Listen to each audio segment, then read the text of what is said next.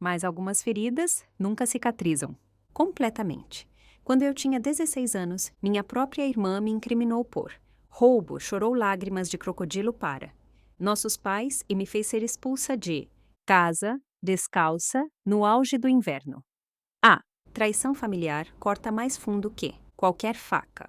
Por semanas andei com os dedos dos pés queimados pelo frio e coração em pedaços, sem saber se um dia voltaria para casa. Então, o destino interveio quando minha avó ouviu algo que ela nunca deveria ter ouvido. Se você está assistindo a isso, deixe um comentário me dizendo de onde você é. Clique no botão de curtir e se inscrever e fique por aqui para ver como a justiça familiar foi finalmente feita, crescendo em nossa casa, em um bairro residencial de Curitiba. A vida parecia perfeita por fora. Nossa casa era um sobrado típico de 2 andares, com um jardim bem cuidado, o tipo que todos associam ao sonho de uma família feliz. Mas dentro daquelas paredes, uma tempestade se formava que, eventualmente, despedaçaria nossa família. Minha irmã Estefânia era 4 anos mais velha que eu. Quando eu tinha 16, ela já tinha 20 e estava no 2º ano da faculdade. Olhando os álbuns de família, antigos, há dezenas de fotos de nós, brincando juntas quando éramos pequenas. Lembro-me de segui-la como uma sombra, querendo ser exatamente como minha irmã, mais velha. Construíamos fortes de cobertores na sala, brincávamos de nos vestir com as roupas da mamãe e andávamos de bicicleta pela rua até as luzes dos postes se acenderem. Eram tempos mais simples quando a irmandade significava algo puro. Tudo mudou quando Estefânia entrou no ensino médio. Foi como se alguém tivesse virado uma chave dentro dela. De repente, a irmã, que costumava me ler histórias para dormir, começou a me olhar com algo sombrio nos olhos. No começo, eu não conseguia entender o que havia mudado. A mudança foi gradual, mas inconfundível.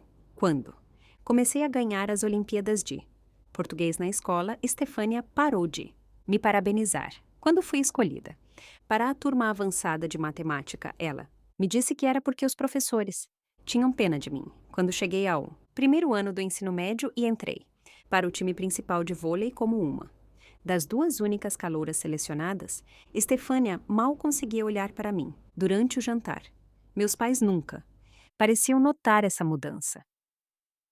Papai estava sempre trabalhando até tarde em seu escritório de contabilidade e mamãe estava ocupada com sua imobiliária.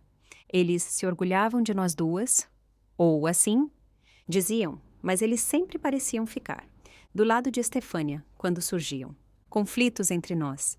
Houve a vez em que minha pulseira desapareceu, uma pulseira de prata com pingentes que minha avó me dera no meu aniversário de 13 anos. Eu sabia que Estefânia a tinha pegado. Eu a vi cobiçando-a por semanas. Quando a confrontei, ela chorou e disse aos nossos pais que eu estava acusando, porque estava com ciúmes do carro novo dela. Mamãe consolou Estefânia enquanto o papai me dava um sermão sobre fazer acusações falsas. 3 meses depois, vi minha pulseira na caixa de joias de Estefânia, quando estava procurando um elástico de cabelo em seu quarto. Quando a levei para mostrar aos meus pais, Estefânia alegou que eu a havia emprestado e esquecido. Eles acreditaram nela. Esse era o padrão em nossa casa. Estefânia pegava ou quebrava minhas coisas, espalhava boatos sobre mim na escola, mesmo estando em séries diferentes, e de alguma forma distorcia a narrativa para que eu sempre fosse a vilã. Ela era bonita, charmosa e manipuladora. Ela conseguia abrir o choro em um instante, e nossos pais se derretiam. A única pessoa que via através de sua atuação era nossa avó, a avó Graça. A avó Graça era a mãe da mamãe, uma mulher forte, mas amorosa, que criara 5 filhos praticamente sozinha depois que nosso avô morreu jovem. Ela morava a uns 20 minutos de distância. e eu frequentemente ia de bicicleta até a casa dela quando as coisas ficavam muito tensas em casa. Ela me fazia chocolate quente e cremoso, ouvia minhas histórias sobre a Estefânia e me dizia: para ser forte, você tem uma luz dentro de você que é ameaça, ela me disse uma vez. Algumas pessoas querem apagar as velas dos outros, em vez de descobrir como fazer suas próprias brilharem mais. Quanto a mim, encontrei refúgio em minha paixão pela fotografia. Quando eu tinha 14 anos, vó Graça me deu minha primeira câmera de verdade. Não era sofisticada, apenas uma Canon usada que ela encontrou em um bazar, mas aquilo abriu um mundo totalmente novo para mim. Passei horas fotografando tudo, gotas de orvalho em teias de aranha, a forma como a luz se filtrava pelas árvores retratos da avó, Graça com seu belo sorriso enrugado. A fotografia se tornou minha fuga, minha linguagem, a maneira como eu processava o mundo. Aos 16 anos, eu era boa, muito boa. Minha professora de fotografia, a professora Lúcia, começou a inscrever meu trabalho em competições regionais. Ganhei alguns prêmios pequenos, o suficiente para comprar um corpo de câmera melhor, embora ainda tivesse que economizar para lentes melhores. Mas, importante, a professora Lúcia me falou sobre uma competição nacional para fotógrafos do ensino médio que oferecia uma bolsa de estudos universitária de R$ 100.000 para o vencedor, para uma garota de uma família de classe média, com uma irmã mais velha, já na faculdade. Isso poderia ser meu passaporte para perseguir meus sonhos, sem me afundar em dívidas estudantis.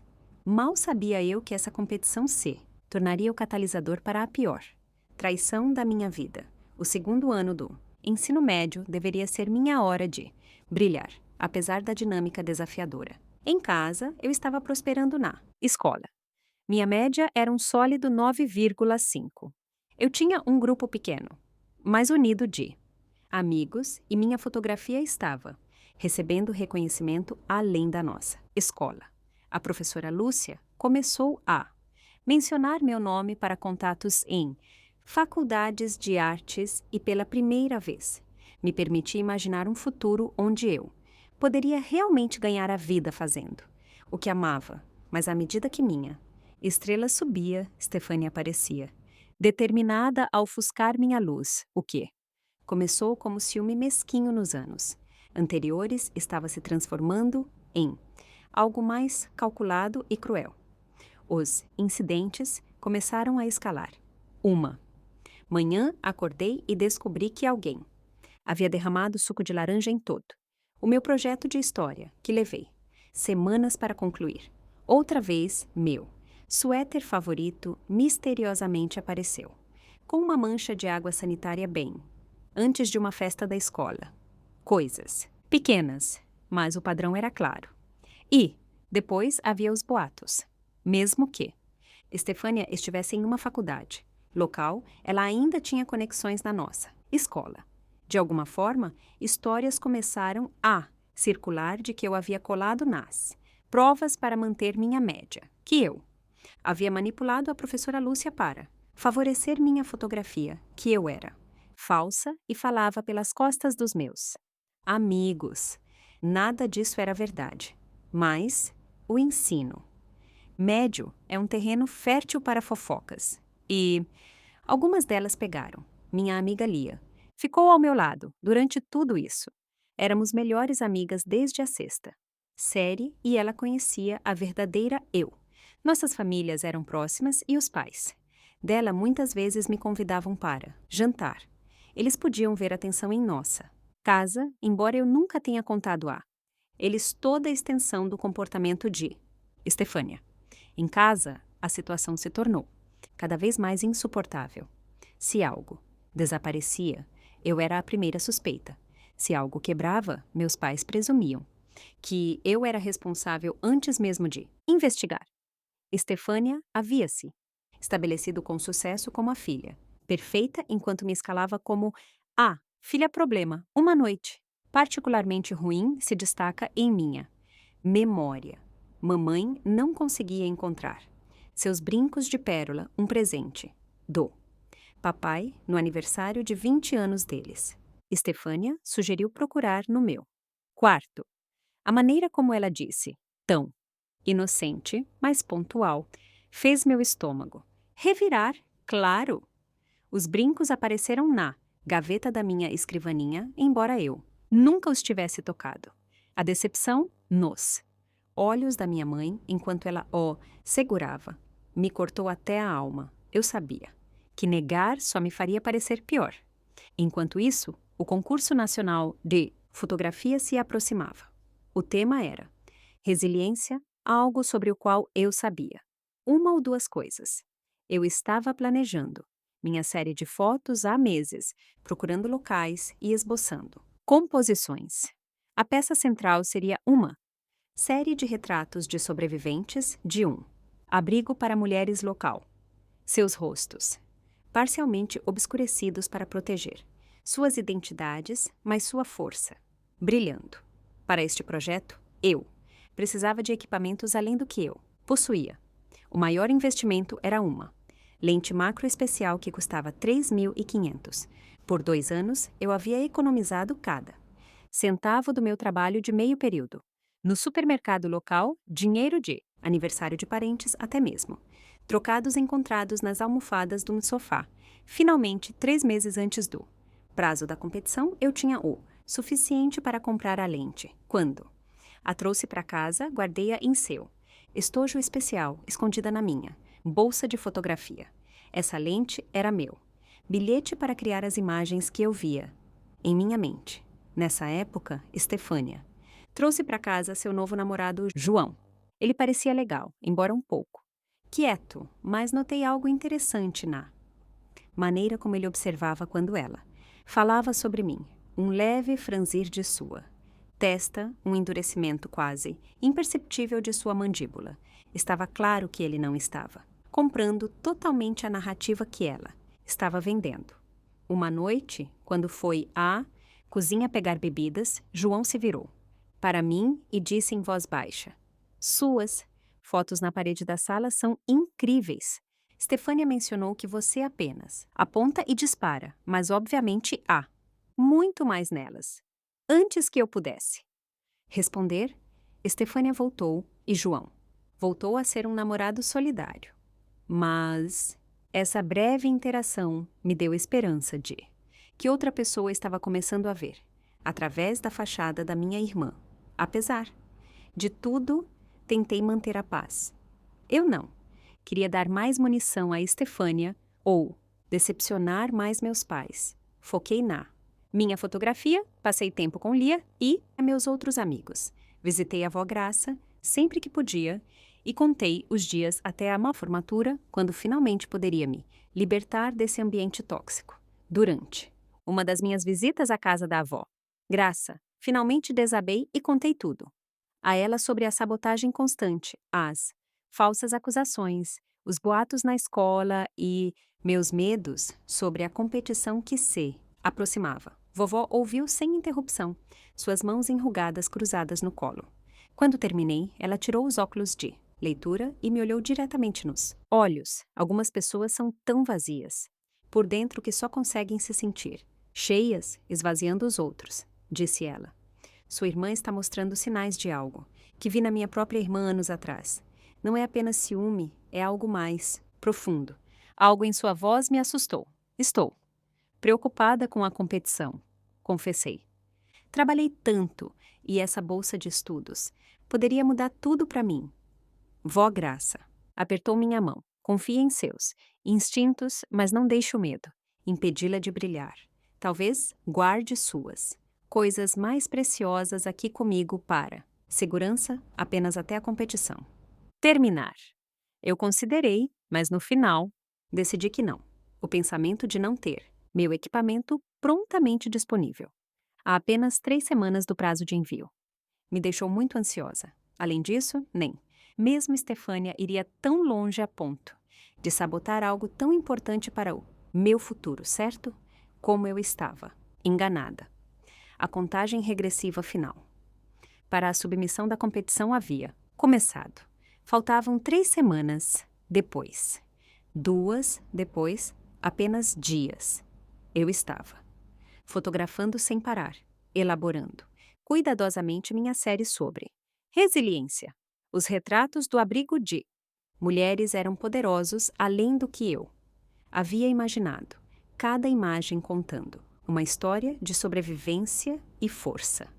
Complementei-os com cenas da natureza, que simbolizavam a resiliência. 1. Carvalho crescendo teimosamente através de uma rachadura no concreto. Um broto, novo surgindo de uma floresta queimada. No ano anterior, um único dente de leão, rompendo o asfalto. Minha lente macro. Especial me permitiu capturar detalhes, que transformaram assuntos comuns em imagens extraordinárias. A textura de uma mão envelhecida, o reflexo em uma lágrima prestes a cair, o padrão intrincado de uma cicatriz em cicatrização. Essa lente não era apenas um equipamento, era a ferramenta que me permitia traduzir minha visão em realidade. 3 dias antes do prazo de envio, voltei da escola para casa, animada para começar minha sessão final. De edição.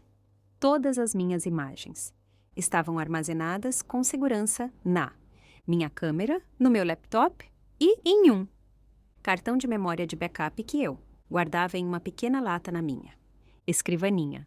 Eu tinha sido meticulosa com os backups, sabendo o quanto estava em jogo neste projeto. Quando me sentei na minha mesa e abri minha bolsa de fotografia, meu coração parou. O estojo da lente estava vazio. Minha lente, especial de 3.500, para a qual economizei por mais de 2 anos, havia sumido. Meu primeiro instinto foi procurar em todos os lugares. Talvez eu a tivesse tirado e esquecido. Revirei meu quarto, procurando debaixo da cama, nas gavetas, nas prateleiras, nada. Com pânico crescente, verifiquei o resto da casa, a sala de estar, a cozinha, até o banheiro. A lente não estava em lugar nenhum. Stefânia estava em casa naquele dia, relaxando no sofá, assistindo televisão. Aproximei-me dela, tentando manter minha voz firme. Tefa, você viu? Minha lente de câmera, aquela especial, que comprei para a competição. Ela nem desviou o olhar do programa. Por que eu? Teria suas coisas de fotografia. Talvez. Você a tenha deixado na escola. Havia algo em seu tom que arrepiou os pelos da minha nuca, mas eu não tinha provas e acusá-la só sairia pela culatra. Como? Havia acontecido inúmeras vezes antes. Meu próximo passo foi verificar meu cartão de memória de backup. Mesmo sem a lente, eu ainda poderia enviar as fotos, que já havia tirado. Elas não estavam perfeitas, mas eram boas. Mas quando abri a lata onde guardava o cartão, ele também estava faltando. Um pavor se instalou no meu estômago como uma pedra. Isso não era coincidência. Alguém havia deliberadamente pego tanto minha lente quanto meu backup e havia apenas uma pessoa que se beneficiaria sabotando minha inscrição na competição. Quando meus pais chegaram do trabalho, contei a eles o que havia acontecido. Mamãe pareceu preocupada, mas distraída, enquanto separava a correspondência. Papai franziu a testa e perguntou se eu tinha certeza de que não os havia simplesmente perdido. Você tende a ser descuidada com suas coisas, Thaí, disse. Ele, não de forma rude, mas com uma displicência que doeu. Aquela lente era cara. Você deveria ter sido mais cuidadosa. Eu sei exatamente onde a deixei, insisti, minha voz subindo com frustração. Alguém a pegou e meu cartão. De memória também. A carranca do papai. Se aprofundou. Você está sugerindo que alguém invadiu nossa casa para roubar uma lente de câmera e um cartão de memória, mas nada mais do sofá. Stefânia suspirou dramaticamente. Ela sempre faz isso. Perde as coisas e, depois, culpa os outros. Eu queria gritar que ela era a ladra, que ela vinha me minando sistematicamente por anos, mas eu sabia como seria. Em vez disso, retirei-me para o meu quarto, fechei a porta e me permiti 5 minutos de pânico e lágrimas. Então, liguei para Lia. Lia, sendo a amiga incrível que era, ofereceu imediatamente uma solução.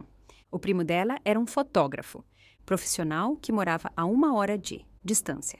Ela poderia pedir para pegar, emprestada a lente macro dele por alguns dias. Não seria exatamente a mesma que a minha, mas seria parecida o suficiente. Quanto ao cartão de memória, eu ainda tinha a maioria das minhas imagens no meu laptop. Teria que refotografar, algumas que ainda não haviam sido transferidas, mas era factível. Naquela noite, mal dormi. Na manhã seguinte, faltei às aulas com a permissão da professora Lúcia e o primo. De Lia veio entregar a lente emprestada. Passei o dia e a noite inteiros, refotografando as imagens que faltavam e depois outro dia inteiro editando. No último dia, antes do prazo, eu havia montado minha submissão. Não era o que eu havia imaginado. Originalmente, a refotografagem apressada carecia de parte da profundidade emocional que eu havia capturado inicialmente, mas ainda era forte. Fiquei acordada por 48 horas seguidas para completar tudo. Quando, finalmente, cliquei em enviar no site da competição apenas 3 horas antes do prazo, a exaustão me atingiu como uma força física, mas também havia alívio. Apesar da sabotagem, eu consegui enviar meu trabalho. Eu não deixei vencer. Arrastei-me para casa, mal conseguindo manter os olhos abertos. Tudo o que eu queria era desabar na cama e dormir por dias. Mas quando entrei pela porta da frente, fui recebida por uma cena que me despertou completamente. Estefânia estava sentada no sofá, o rosto enterrado nas mãos, soluçando incontrolavelmente. Mamãe estava ao lado dela com o braço em volta de seus ombros. Papai estava por perto, sua expressão mais sombria do que eu já tinha visto. A atmosfera na sala estava elétrica de tensão. Algo estava muito errado. Mamãe olhou para mim, seus olhos cheios de decepção e raiva. Onde você estava? Ela exigiu. Estamos tentando falar com você há horas. Eu estava prestes a explicar sobre a competição quando Estefânia levantou o rosto choroso. Seus olhos encontraram os meus e eu vi algo ali que me gelou até os ossos. Por trás das lágrimas falsas havia satisfação, até mesmo triunfo. Como você pode? Ela engasgou entre os soluços. Eu confiei em você. Fiquei congelada na entrada, minha bolsa de fotografia ainda pendurada no ombro, sem ideia do que estava acontecendo, mas sabendo instintivamente que estava caindo em uma armadilha. Papai deu um passo à frente, sua voz tensa de fúria contida. Sua irmã tem algo a nos dizer e você tem muito a explicar. Através de soluços habilmente elaborados, Estefânia contou uma história que fez meu sangue gelar. Segundo ela estava economizando dinheiro para uma viagem especial de férias com seus amigos da faculdade, 10.000 guardados em um envelope gaveta de sua escrivaninha. Esta era a primeira vez que eu ouvia falar de tal viagem ou economia, mas meus pais estavam balançando a cabeça como se isso fosse de conhecimento comum. Eu precisei pegar alguns papéis na minha mesa e notei que o envelope parecia leve, continuou. Estefânia, sua voz quebrando, dramaticamente. Eu o abri e o dinheiro tinha sumido. Tudo 10.000 que economizei. Do meu trabalho no campus durante o último ano. Meu pai andava de um lado para o outro na sala, seu rosto se avermelhando a cada segundo que passava. Mamãe continuava afagando as costas de Estefânia, murmurando palavras de conforto. Eu não sabia o que dizer. Isso era claramente outra armação, mas uma muito mais séria do que brincos perdidos ou um suéter manchado. Ela havia elevado as apostas para um roubo real, uma acusação criminal. Eu não tenho nada a ver com isso. Eu, disse firmemente. Eu nem sabia que você estava economizando para uma viagem. Estefânia olhou para cima com perfeita indignação. Não minta, além de roubar. Eu contei a todos sobre meus planos de viagem para Porto Seguro no jantar de Natal. Você estava sentada, bem ali. Ela havia mencionado uma viagem número. Natal. Talvez vagamente, mas certamente. Não economias ou valores específicos, número. Entanto, meus pais estavam novamente, balançando a cabeça como se isso fosse um fato estabelecido. Então, Estefânia deu o golpe fatal. Eu não queria acreditar que era você, disse ela, enxugando as lágrimas. Mas, então eu encontrei isso na sua bolsa de fotografia quando estava procurando por pistas. Ela pegou ao lado do sofá e mostrou vários envelopes vazios com datas e valores escritos neles com sua caligrafia. Meu estômago afundou. Ela deve tê-los plantado na minha bolsa, enquanto eu estava fora refotografando meu projeto. Isso não é meu, protestei. Eu nunca vi. Isso antes. Ela colocou aí. Papai parou de andar e se virou para mim. Sua expressão trovejante. Isso já foi longe. Demais. Vamos revistar seu quarto. Antes que eu pudesse objetar mais, ele subiu as escadas com mamãe o seguindo. Fiquei paralisada no lugar. Minha mente a mil. Isso não podia estar acontecendo, mas estava. Os sons de gavetas abrindo e portas de armário batendo vinham de cima. Estefânia permaneceu no sofá. Não. Mas soluçando, mas me observando com um sorriso quase imperceptível. Você não vai encontrar nada, porque eu não peguei. Nada. Eu disse a ela quando nossos pais estavam fora do alcance da voz. Ela deu, de ombros. Nós duas sabemos que a má verdade nem sempre importa, Thaís. O quê? Conta é o que as pessoas acreditam. Minutos depois, a voz do meu pai ecoou. De cima. Thaís, suba aqui agora. Subi as escadas com os pés pesados, já sabendo que isso não terminaria bem. Meu quarto. Estava uma bagunça, gavetas arrancadas, pertences espalhados pela cama e pelo chão. Meus pais estavam em frente ao meu. Armário aberto. Mamãe segurava algo em suas mãos. Sua expressão, uma mistura de tristeza e nojo. Era minha lente. Macro especial, a lente que havia desaparecido 3 dias antes que eu havia revirado a casa procurando que me forçou a pegar equipamento emprestado e refotografar todo o meu projeto. De alguma forma, ela estava agora no meu armário, enfiada dentro de uma bota de inverno que eu raramente usava. Isso é impossível, sussurrei, olhando para a sink. A lente incrédula. Eu procurei em todos. Os lugares não estava aí. Papai cruzou os braços sobre o peito, assim como você. Não sabe nada sobre o dinheiro. Tentei fazê-los entender, explicando sobre a competição, a lente perdida, a refotografagem frenética, mas minhas palavras pareciam ricochetear neles como se estivessem envoltos em vidro à prova de balas. Então veio o prego final no meu caixão. Mamãe tirou um pedaço de papel. Do bolso, uma impressão do que parecia ser um extrato bancário com meu nome, mostrando um depósito de 10 metros feito 2 dias antes. Encontramos isso na sua mesa, disse ela em voz baixa. Como você? Explica isso? Olhei para o papel, completamente perplexa.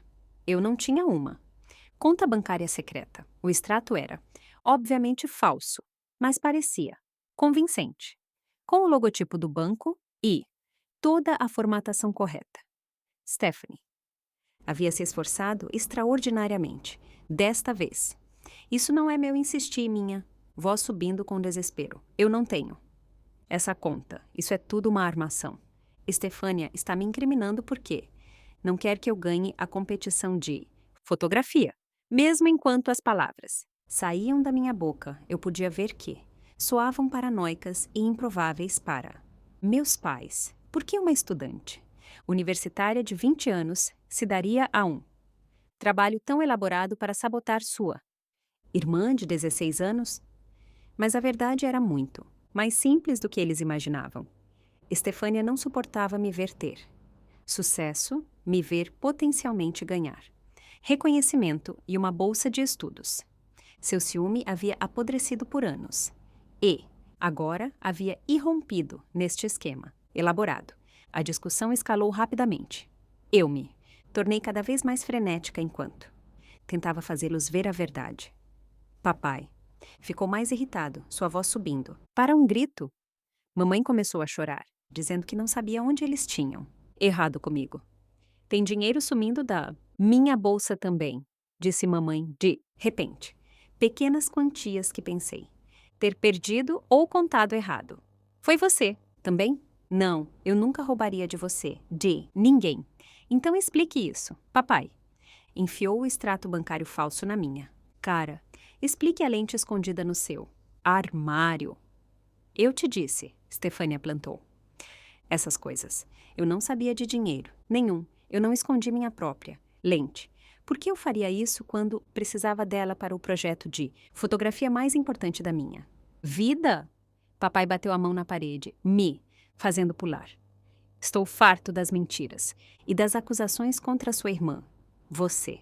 Não tem sido nada além de problema. Enquanto ela trabalha duro na faculdade e economiza seu dinheiro, era como se eu estivesse assistindo a cena de fora do meu corpo. Como eles podiam ver o quê estava acontecendo? Como podiam acreditar que eu roubaria da minha própria família e depois esconderia as evidências tão mal que poderiam ser encontradas em 5 minutos de busca? Eu não conseguia respirar. As paredes do meu quarto pareciam se fechar. 16 anos de vida nesta casa e tudo se resumia a este momento. Meus pais me olhando como se eu fosse uma estranha, uma ladra, uma mentirosa. Como uma medida desesperada final, peguei meu celular. Deixe-me ligar para a avó Graça.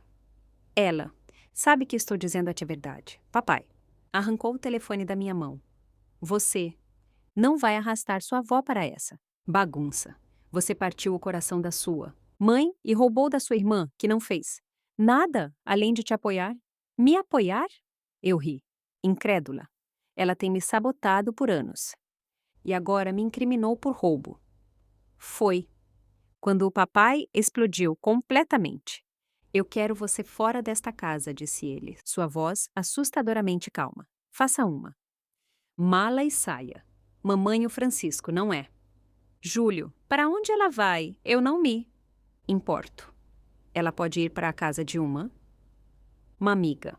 Ela pode dormir em um banco de praça por mim, mas não terei uma ladra. Sob meu teto. Olhei para ele, incrédula. Você não pode me expulsar. Eu tenho 16 anos. Sou sua filha. Seu rosto era como pedra. Eu não sei mais quem você é. Você tem 15 minutos para pegar itens essenciais e sair. Com isso, ele saiu do meu quarto. Mamãe demorou, parecendo dividida. Por um momento, pensei que ela poderia me defender, que poderia ver a verdade. Em vez disso, ela balançou a cabeça tristemente. Por que você não pôde ser mais como sua irmã? Ela sussurrou antes de seguir o pai. Fiquei sozinha no meu quarto revirado, meu mundo desmoronando, ao meu redor. Pela porta aberta, eu podia ver Stefânia no topo da escada. Ela não disse nada, não precisava. Seus olhos diziam tudo. Ela havia vencido. Em um torpor, peguei minha mochila da escola e a enchi com uma muda de roupa, minha escova de dentes e os poucos objetos de valor que eu não suportaria deixar para trás.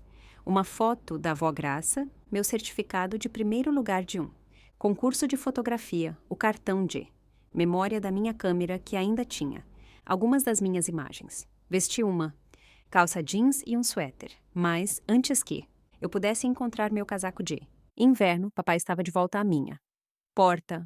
O tempo acabou. Saia agora. Eu preciso do meu casaco. Está congelando. Lá fora. Você deveria ter pensado nisso antes de roubar 10 mióis. Ele pegou o meu braço e me guiou, não muito gentilmente, escada abaixo até a porta da frente. Mamãe estava na porta da cozinha com o rosto virado. Estefânia não estava em lugar nenhum. Na porta, papai me entregou. Isso é tudo que você vai receber de mim. Considere-se com sorte por eu não chamar a polícia. Peguei o dinheiro mecanicamente, ainda, sem processar totalmente o que estava acontecendo. Posso pelo menos pegar meus sapatos? Perguntei, olhando para meus pés de meia. Papai olhou para baixo, pareceu considerar por um momento e então abriu a porta. O vento de julho imediatamente cortou meu suéter. Você já causou danos suficientes a esta família. Vá. Com isso, ele me deu um leve empurrão para fora e fechou a porta. Ouvi a fechadura. Clicar.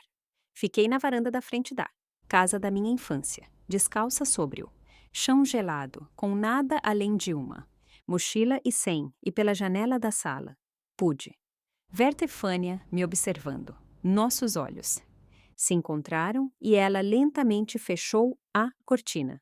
O impacto total do que acabara de acontecer me atingiu como um golpe físico. Minha irmã havia destruído sistematicamente minha reputação, incriminado por um roubo que não cometi, e me feito ser expulsa de casa no meio do inverno, sem nem mesmo sapatos nos pés. E meus pais, as pessoas que deveriam me proteger não importa o que, acreditaram em suas mentiras sem questionar. A humilhação era tão amarga quanto o frio que se infiltrava pelas minhas meias. A senhora Oliveira da casa, ao lado, estava pegando sua correspondência e me encarou, com curiosidade explícita. Descendo a rua, um carro diminuiu a velocidade ao passar. Pela nossa casa, o motorista esticando o pescoço para assistir ao drama que se desenrolava.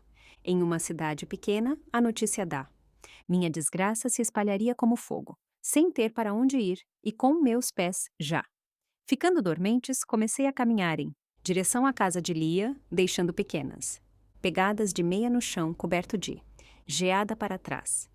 Os 2 quilômetros até a casa de Lia foram a jornada mais longa da minha vida.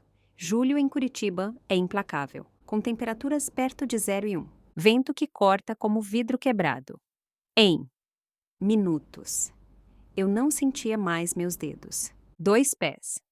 Em 10, cada passo era uma agonia enquanto meus pés alternavam entre dormência e dor lancinante. Tentei andar, mais rápido para gerar calor, mas as calçadas estavam escorregadias em alguns trechos e sem sapatos eu não tinha tração. 2 vezes escorreguei e caí, arranhando as mãos no concreto, congelado. Minhas lágrimas congelavam em minhas bochechas quase tão rápido quanto caíam. Carros passavam por mim na estrada, mas eu mantinha a cabeça baixa, com vergonha demais para fazer contato visual com alguém que pudesse me reconhecer. A garota descalça, expulsa de sua própria casa. Meus pensamentos eram uma confusão de descrença, raiva e um desgosto esmagador. Como minha família se voltou contra mim, tão completamente? Como Estefânia arquitetou uma armação tão perfeita. O que aconteceria comigo agora? Quando cheguei ao bairro de Lia, eu estava tremendo violentamente. Minha calça jeans estava molhada da geada, meus dedos rígidos de frio. Eu não sentia, mas meus pés, o que eu sabia das aulas de primeiros socorros, que era um sinal perigoso. Tropecei pela entrada da casa de Lia e toquei a campainha, apoiando-me pesadamente na coluna da varanda para mim manter de pé. Quando a mãe de Lia, a senhora Andrade, abriu a porta, sua expressão mudou de acolhedora para horrorizada em um instante. Meu Deus, Thaís! Ela exclamou, me puxando para dentro. Onde estão seus sapatos? Você está azul de frio.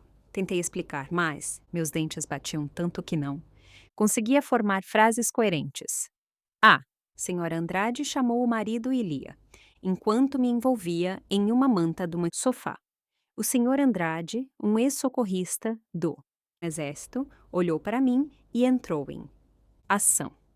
Ele me levou para o banheiro, onde encheu a banheira com água morna. Não, quente. Foi quando vi meus pés. Estavam de um vermelho raivoso com manchas brancas, os primeiros sinais de congelamento. O senhor Andrade colocou delicadamente meus pés na água, explicando que aquecê-los rápido demais poderia causar mais danos. A dor, à medida que a sensibilidade voltava, era excruciante. Mordi o lábio para não gritar. Lia sentou-se no chão do banheiro ao meu lado, segurando minha mão enquanto seus pais cuidavam dos meus pés.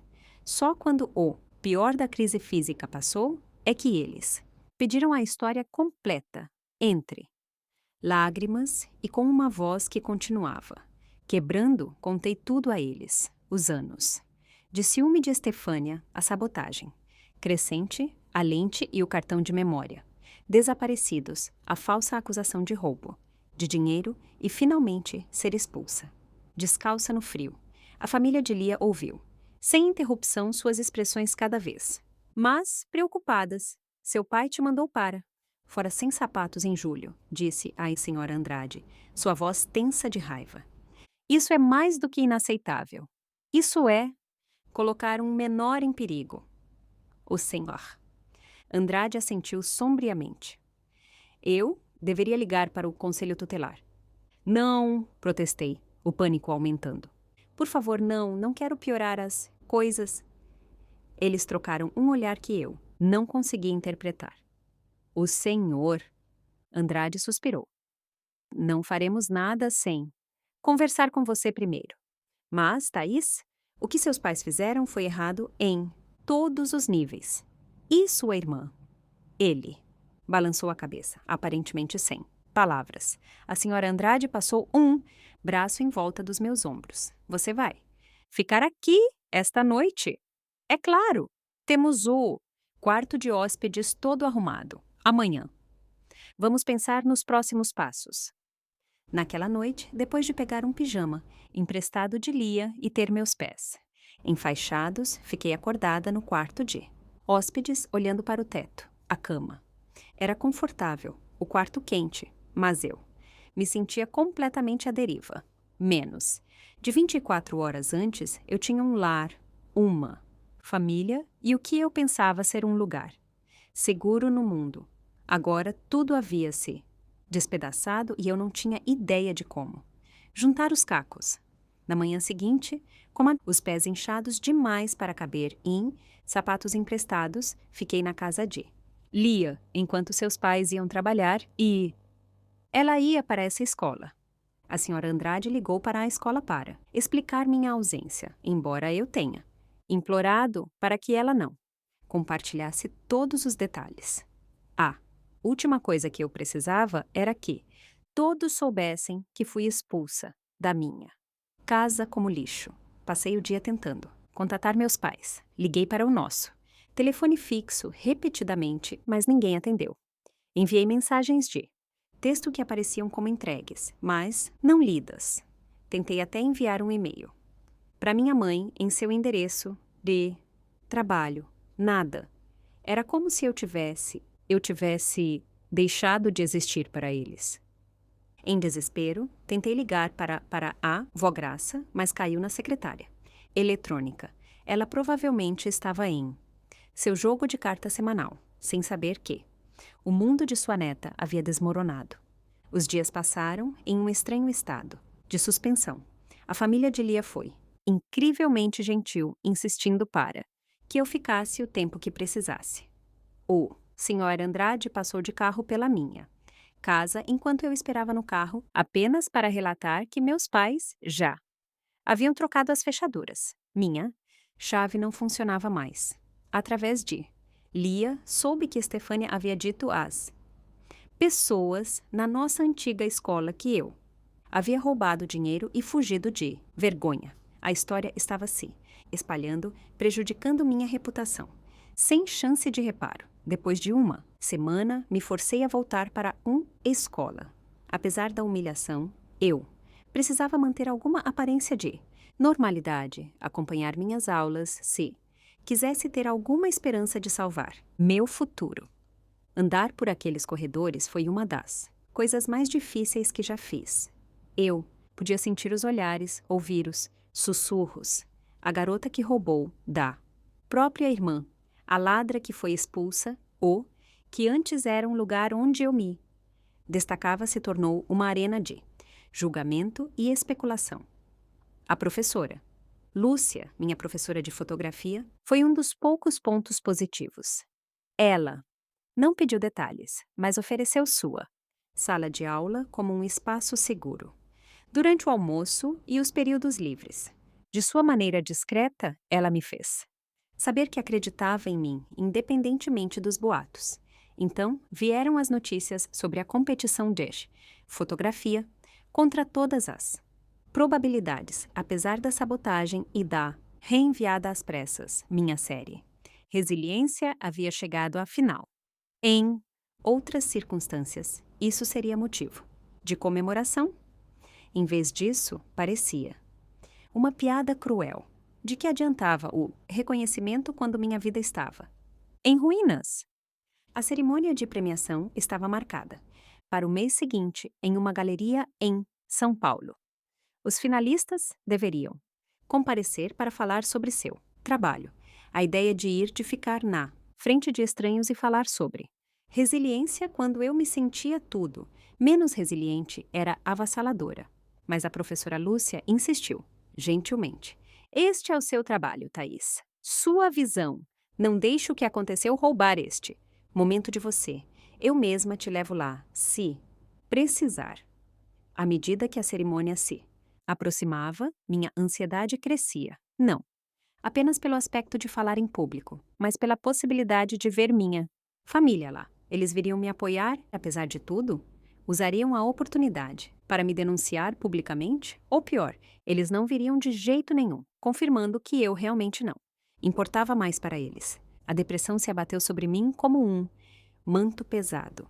Eu vivia no piloto automático, frequentando as aulas, completando as tarefas, agradecendo à família de Lia por sua contínua hospitalidade. Mas por dentro eu me sentia oca. Perdi 7 quilograma que não podia me dar ao luxo de perder. As roupas que peguei emprestado ficavam largas em meu corpo. O sono me escapava na maioria das noites e quando vinha pesadelos de estar descalça na geada, me acordavam sobressaltada com o coração acelerado. O dia da cerimônia chegou nítido e, claro, um dia perfeito de início de primavera que parecia zombar da minha escuridão interna. A professora Lúcia havia conseguido que Lia fosse dispensada das aulas para me acompanhar. Os pais de Lia me compraram um vestido, simples, mas elegante para a ocasião, apesar dos meus protestos de que já haviam feito demais. Enquanto dirigíamos para São Paulo, olhei pela janela para a paisagem que passava, imaginando como minha vida havia se desviado tão drasticamente. Em 1 minuto, eu era uma adolescente. Normal, com sonhos e planos. No seguinte, eu estava essencialmente sem teto, dependendo da caridade da família, da minha melhor amiga, prestes a participar de uma cerimônia de fotografia de prestígio enquanto carregava o peso de falsas acusações e traição familiar. A galeria estava lotada de gente, fotógrafos, jurados, famílias orgulhosas dos outros, finalistas. Procurei involuntariamente. Na sala, por rostos familiares, nenhum sinal dos meus pais ou de Estefânia. Uma mistura de alívio e uma nova dor me invadiu.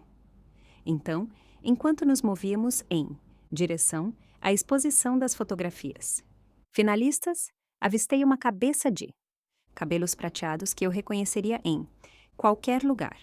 Vó Graça estava parada, em frente à minha série de fotos, estudando as imagens com intensa concentração. Meu coração saltou para a garganta. Vó, chamei minha voz, quebrando. Ela se virou e o amor e a preocupação em seus olhos quase me derrubaram. Ela abriu os braços e eu caminhei para seu abraço. Finalmente me permitindo desabar completamente pela primeira vez desde aquela noite terrível. A cerimônia passou em um borrão.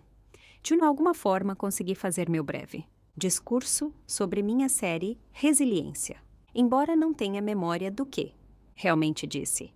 Não ganhei o prêmio principal, que foi para um garoto de Salvador com uma série poderosa sobre pessoas em situação de rua, mas recebi uma menção honrosa e uma bolsa menor de 25 mares. Nas circunstâncias, parecia um milagre. Durante todo o evento, Vó Graça sentou-se na primeira fila entre Lia e a professora Lúcia, radiante de orgulho. A ausência dos meus pais e da minha irmã. Era um vazio palpável, mas ter minha avó ali amorteceu o golpe. Após a cerimônia, enquanto as pessoas socializavam e admiravam as fotografias, Graça me puxou de lado. Seu rosto estava sério, seus olhos cheios de uma mistura de raiva e determinação que eu nunca tinha visto antes. Tentei ligar para seus Paz dezenas de vezes depois que recebi. Suas mensagens, disse ela. Eles me deram um monte de bobagens sobre você. Roubar dinheiro e precisar de mão. Firme. Ela cuspiu as duas últimas. Palavras como se tivessem um gosto ruim. Eu soube imediatamente que algo não. Estava certo. Você é muitas coisas, Thaís, mas ladra não é uma delas. Lágrimas brotaram em meus olhos. Novamente. Estou morando com a família. Dalia. Mamãe e papai trocaram as fechaduras. Eles nem falam comigo. Ah, boca da avó. Graça se contraiu em uma, linha dura. Isso acaba agora. Você vem. Para casa comigo. Comecei a protestar. Eu não podia me impor a ela. Sua casa. Era pequena e aos 76 anos ela. Não precisava do fardo de uma adolescente. Mas vó Graça me interrompeu, com um aceno de mão. Não estou pedindo, Thaís. Estou dizendo. Você é minha neta. E seu lugar é com a família. Família de verdade. Não criei minha filha para jogar a própria filha na rua no frio e não vou ficar parada enquanto você sofre. Seu tom não admitia discussão e, sinceramente, a perspectiva de ter um lugar estável para chamar de lar. Novamente com alguém que realmente acreditava em mim era tentadora demais para resistir. A senti emocionada demais para falar. Não. Dia seguinte, após agradecimentos, chorosos e promessas de manter contato. Com a família de Lia, mudei-me para o aconchegante bangalô da avó Graça. Ela esvaziou seu quarto de costura para mim, dar espaço pendurando cortinas e colocando lençóis novos no sofá-cama, que agora seria meu, pela primeira vez. Em semanas, dormi a noite inteira sem pesadelos. A vida se acomodou em uma nova rotina. Continuei frequentando minha escola com a avó Graça me levando. Todas as manhãs, apesar da distância. Extra. A casa dela ficava fora do nosso distrito escolar, mas faltando apenas alguns meses para a formatura, a administração abriu uma exceção dadas as circunstâncias. Minhas notas, que haviam caído durante o pior da crise, começaram a melhorar. Novamente. Em casa com a avó Graça, eu me sentia segura. Desenvolvemos nossos próprios ritmos. Fazíamos o jantar, juntas enquanto ouvíamos seus velhos discos de jazz. Assistíamos a filmes clássicos nas noites de sexta-feira. Cuidávamos de seu pequeno jardim, enquanto a primavera florescia. Ela nunca me pressionou a falar sobre o que aconteceu, mas estava sempre pronta para ouvir quando eu precisava desabafar ou chorar. Cerca de um mês depois de me mudar para Bia, a casa da avó Graça, eu estava no meu quarto trabalhando em um trabalho de Ana História, quando ouvi a campainha tocar. Vozes flutuaram. Debaixo a da minha avó e depois outras, que fizeram meu sangue gelar.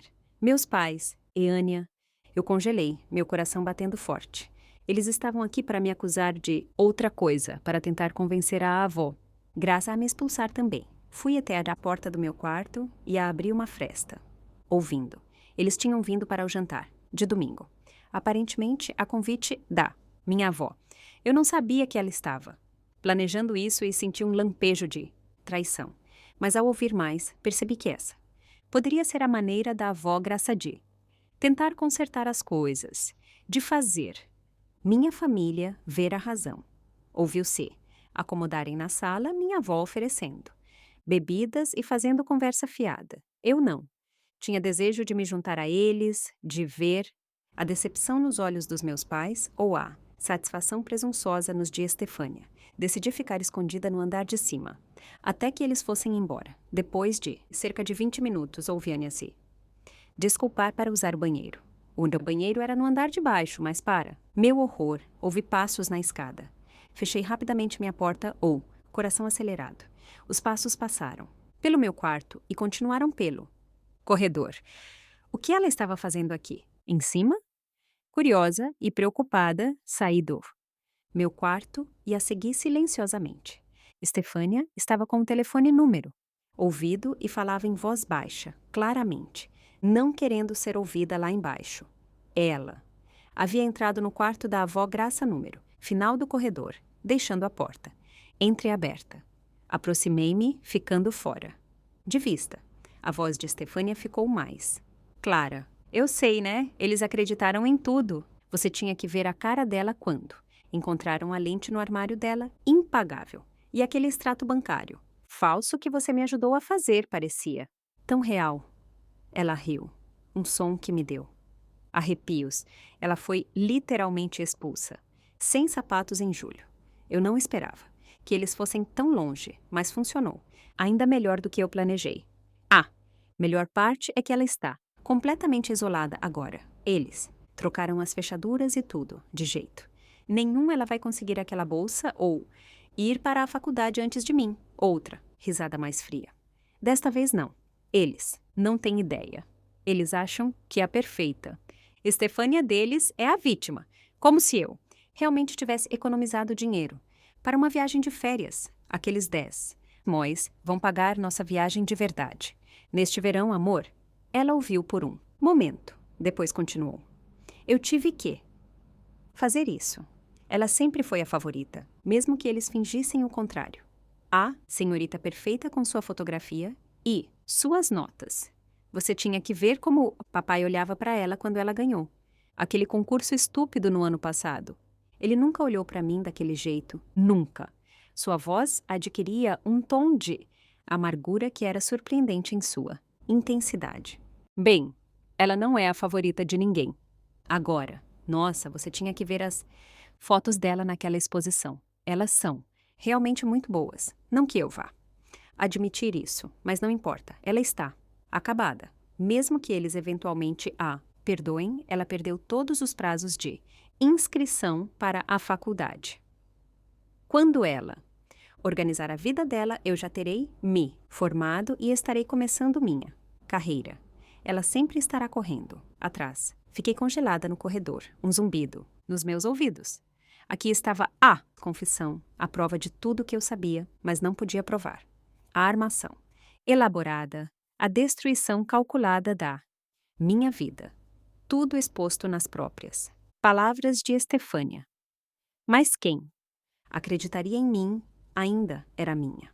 Palavra contra a dela. Eu precisava de evidências, o mais silenciosamente possível. Voltei ao meu quarto e peguei meu celular. Voltei ao meu posto de escuta e apertei gravar, rezando para que Estefânia repetisse algo do que acabara de dizer. Eu estava tão focada em capturar suas palavras que não. Percebi a avó Graça subindo as escadas, até que fosse tarde demais. Ela me viu, agachada perto da porta com meu telefone, e franziu a testa em confusão. Então ela ouviu a voz de Estefânia de dentro do quarto. Sinceramente, vou até sentir falta de tê-la por perto para atormentar, dizia Estefânia. Era tão fácil pegar as coisas dela e culpá-la. Lembra daquela vez que roubei os brincos de pérola da mamãe e os escondi na mesa da Thaís? Ela ficou de castigo por um mês. A expressão da avó Graça mudou de confusão para choque e depois para uma raiva fria que eu nunca tinha visto em seu rosto antes. Ela passou por mim e abriu a porta do quarto com um empurrão. Estefânia se virou, quase derrubando o telefone. Seu rosto passou de surpreso para apavorado em um instante. Vó, eu só estava procurando o banheiro. Vó Graça cruzou os braços sobre o peito. O banheiro é no andar de baixo, Estefânia. E acho que nós duas sabemos que não é. Por isso que você está aqui em cima. Eu só estava. Ela começou, mas vovó a interrompeu. Eu ouvi tudo, disse vó Graça, sua voz como gelo.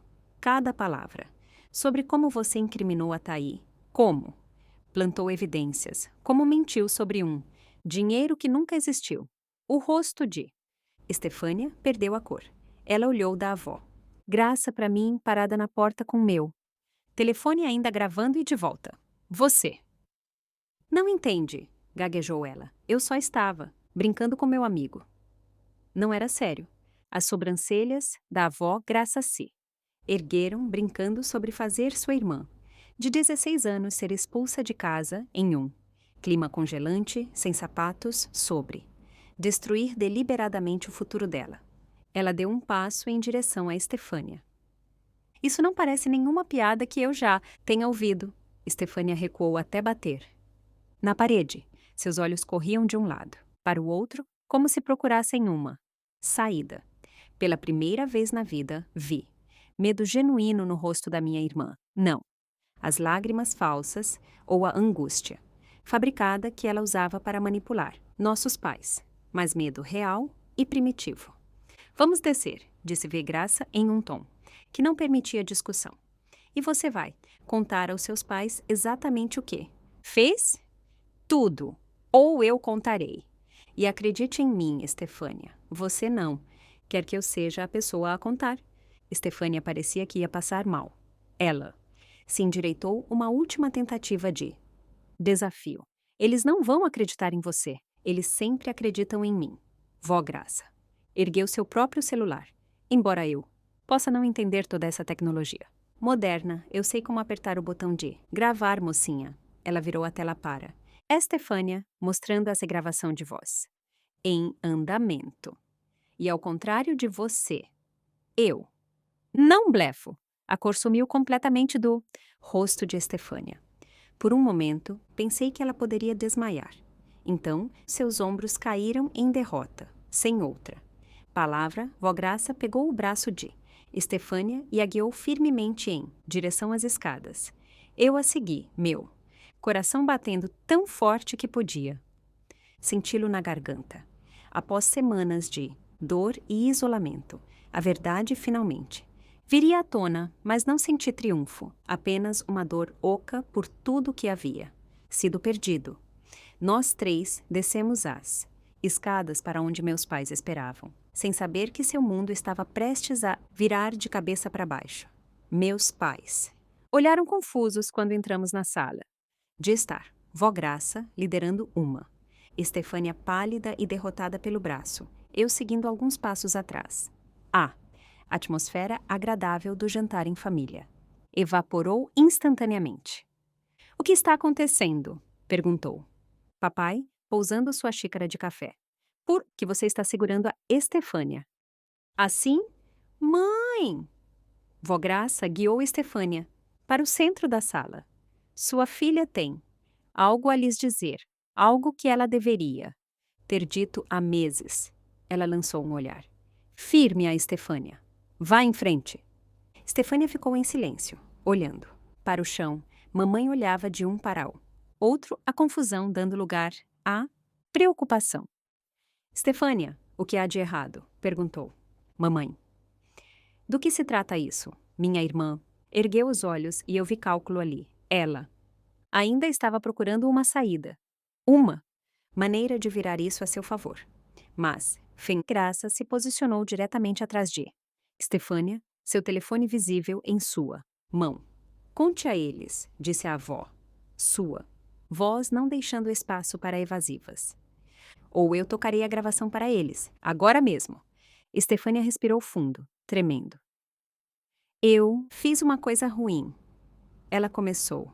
Sua voz baixa. O que você quer dizer? Perguntou papai, sua testa franzida, em frases hesitantes, pontuadas pelo quê.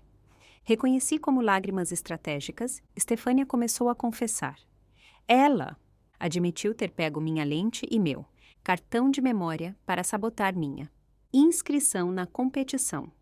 Ela admitiu ter criado um extrato bancário falso e plantado envelopes vazios na minha bolsa. Ela admitiu ter escondido a lente no meu armário, onde seria facilmente encontrada, mas mesmo. Na confissão, ela tentou minimizar. Eu só queria estragar o negócio da fotografia dela. Não pensei que vocês realmente a se expulsariam. Papai ficou completamente imóvel, seu rosto ilegível. Mamãe tinha a mão, pressionada contra a boca, seus olhos arregalados de horror. Isso não é tudo, disse Vó Graça firmemente. Diga a eles. Por quê? Estefânia olhou para baixo. Novamente, eu estava com ciúmes. Ok, ela ia ganhar aquela bolsa e ir para uma faculdade de artes chique enquanto eu estou presa na faculdade comunitária. Todos sempre acharam que ela era tão especial, tão talentosa. Eu só queria que ela soubesse como é ser a segunda. Melhor por uma vez. Mamãe emitiu um som, sufocado. Mais o dinheiro, os 10.000 dais. Que você disse que ela roubou? Estefânia mordeu o lábio. Não havia dinheiro. Nenhum. Eu inventei. O silêncio que se seguiu foi ensurdecedor. Papai. Levantou-se lentamente, seu rosto agora. Vermelho de raiva, mas desta vez era, direcionado à pessoa certa. Você está me dizendo? Ele disse. Sua voz. Perigosamente baixa, que você, deliberadamente incriminou sua irmã, que mentiu para nós, nos manipulou para expulsá-la de sua própria casa por causa de uma competição. Estefânia deve ter sentido a maré virando contra ela porque fez uma última tentativa de salvar sua posição. Ela se virou para mim, lágrimas, escorrendo agora. Me desculpe, Thaís. Eu nunca quis que fosse tão longe. Eu só estava com raiva e ciúmes. E a coisa saiu do controle. O pedido de desculpas soou vazio, especialmente dado o que eu ouvi no andar de cima. Isso não foi um lapso, momento de julgamento ou uma brincadeira que deu errado. Foi uma campanha calculada para destruir meu futuro, executada ao longo de semanas ou até meses. Eu não sabia o que dizer. Parte de mim queria gritar com ela, fazê-la sentir uma fração da dor e humilhação que eu sofri. Outra parte estava simplesmente exausta, drenada, pelas semanas de turbulência emocional. No final, tudo o que eu disse foi: você era minha irmã. Eu te admirava. Algo brilhou nos olhos de Estefânia. Arrependimento, talvez. Ou apenas o reconhecimento de que seu mundo, cuidadosamente construído, estava desmoronando. Papai começou a andar pela sala, passando as mãos pelo cabelo em aflição. Mamãe agora chorava abertamente. Nós expulsamos nossa filha no frio, sussurrou mamãe, sua voz quebrando. Sem sapatos em julho. Meu Deus, o que nós fizemos? Papai parou de andar e virou para mim. Seu rosto havia envelhecido anos em minutos. As linhas ao redor de sua boca e olhos de repente, mais profundas, mais pronunciadas. Quando ele falou, sua voz estava embargada de emoção. Thaís, eu não sei se você pode nos perdoar pelo que fizemos. Ele parou, aparentemente incapaz de encontrar palavras adequadas à magnitude de sua falha. Não tenho desculpa. Acreditamos no pior de você sem provas, sem sequer lhe dar uma audiência justa. Falhamos completamente com você como pais. Fiquei ali incerta de como responder. A validação de finalmente ter acreditado em mim guerreava com a dor persistente de sua pronta suposição de minha culpa. Eles haviam escolhido fobia, em vez de mim tão facilmente completamente. Essa ferida não cicatrizaria com um único pedido de desculpas. Vó Graça interveio. Sua voz, gentil, mais firme. Acho que o importante agora é o que acontece a seguir. Tá passou por uma experiência traumática. Ela precisa de estabilidade, apoio e tempo para se curar. Papai assentiu, visivelmente, recompondo-se. Claro, tá aí. Deve voltar para casa imediatamente. Vamos consertar isso. Custe o que custar. Mas Vó Graça balançou a cabeça. Não acho que seja a melhor solução, Francisco. Ainda não. Thaí começou a reconstruir sua vida comigo. Ela está se sentindo segura pela primeira vez em semanas. Desarraigá-la novamente, colocá-la volta em uma casa com Estefânia, esperando que ela simplesmente continue. De onde parou? Isso é pedir demais. A cabeça de mamãe se ergueu. Mas ela é nossa filha. O lugar dela é conosco. O lugar dela, disse Vó Graça uniformemente, é onde ela se sente segura e valorizada. No momento é comigo. Eu te criei melhor. Do que isso, Margarete? Vocês dois. Ela gesticulou para incluir papai. Nunca. Pensei que veria o dia em que minha própria filha viraria as costas para seu filho, com base em nada além da palavra de outro. Mamãe se encolheu como se tivesse levado um tapa. Eu não me lembrava de ter visto a avó Graça falar com ela tão duramente. E quanto a Estefânia? Perguntou papai, olhando para minha irmã com novos olhos. Críticos. O que faremos sobre isso? Vó, Graça considerou por um momento. Isso é, para vocês decidirem como pais dela, mas deve haver consequências reais. E ela precisa de ajuda profissional para entender por que sentiu a necessidade de machucar sua irmã tão profundamente. Nos dias e semanas que se seguiram, uma nova realidade tomou forma. Fiquei com a avó Graça para terminar meu segundo ano. O quarto de hóspede se tornou verdadeiramente meu, à medida que adicionei pôsteres nas paredes e arrumei meus poucos pertences. Meus pais devolveram minhas coisas caixa por caixa, itens pessoais, roupas, meu equipamento fotográfico, cada entrega. Parecia tanto um ramo de oliveira quanto um lembrete do que havia sido quebrado. Estefânia enfrentou as consequências. Finalmente, meus pais cortaram o pagamento da mensalidade dela, dizendo que ela precisaria tirar um semestre de folga para trabalhar em tempo integral e pagar o custo do meu equipamento de câmera danificado. Eles também insistiram que ela fizesse terapia para lidar com seu ciúme e comportamento manipulador. Ela reclamou amargamente de ambas as punições, mas pela primeira vez. Nossos pais se mantiveram firmes. Meu relacionamento com meus pais entrou em uma frágil fase de reconstrução.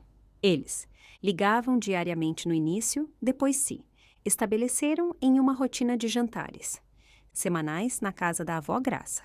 Eles estavam tentando muito, pedindo desculpas repetidamente, perguntando sobre minha fotografia, se interessando pela minha vida de maneiras que nunca haviam feito antes. Eu apreciava o esforço, mas não pude deixar de notar que foi preciso essa ruptura dramática para fazê-los me ver claramente.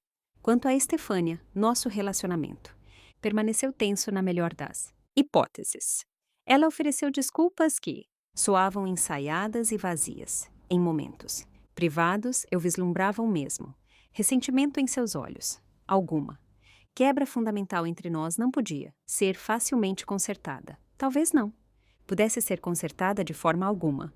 O prêmio de menção honrosa de 20 milhões da competição de fotografia foi diretamente para meu fundo, o universitário. A professora Lúcia me ajudou a pesquisar faculdades com fortes programas de fotografia e a avó Graça prometeu contribuir com o que pudesse. O caminho a seguir não era fácil ou certo, mas existia. Quando o terceiro ano começou, eu havia estabelecido uma nova normalidade. Transferi-me para a escola número, distrito da avó, deixando para trás os sussurros e especulações. Fiz novos amigos, entrei para a minha comissão do NECOS anuário como fotógrafa e comecei a construir um portfólio para as inscrições na faculdade. Lentamente, os pesadelos de ser expulsa no frio desapareceram. A dor não desapareceu, mas se tornou algo que eu carregava em vez de algo que me consumia. Com o tempo, percebi que, embora o sangue conecte os membros da família, ele não cria automaticamente os laços de confiança e amor incondicional que associamos à família. Às vezes, esses laços devem ser conquistados. Às vezes, a família que realmente te apoia não é aquela em que você nasceu, mas aquela que fica ao seu lado quando tudo desmorona. Vó Graça se tornou minha rocha, meu porto seguro, minha maior defensora. Sem a intervenção dela, eu poderia ter perdido não apenas minha casa, mas meu senso de identidade, meu futuro, minha crença de que a verdade eventualmente prevalece. Hoje, 16 anos depois, sou uma fotógrafa de sucesso com meu próprio estúdio. Especializo-me em retratos que capturam o eu autêntico das pessoas olhando além das fachadas para a verdade por baixo. Meu trabalho foi apresentado em galerias por todo o país e no ano passado. Publiquei meu primeiro livro de fotografias. Meu relacionamento com meus pais se curou até certo ponto. Nos vemos em feriados e ocasiões especiais. Eles se orgulham do meu sucesso, embora sempre haja uma sombra entre nós. Uma memória de sua falha fundamental em um momento crucial. Eu os perdoei tanto. quanto pude, entendendo que eles também foram vítimas da manipulação de Stefânia. Embora isso não desculpe suas escolhas, Stefânia e eu mantemos um relacionamento civil distante. Ela eventualmente se formou na faculdade, casou-se e trabalha em marketing. Trocamos cartões de aniversário e nos vemos em reuniões de família, mas há proximidade que deveria existir entre irmãs nunca mais voltou. Algumas traições cortam fundo demais.